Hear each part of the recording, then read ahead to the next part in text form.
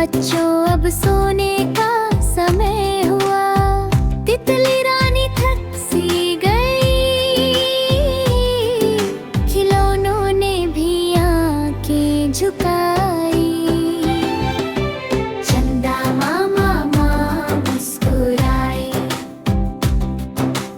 तारे मिलकर लोरी गाए। दूसरा भाग, तारों की कहानी।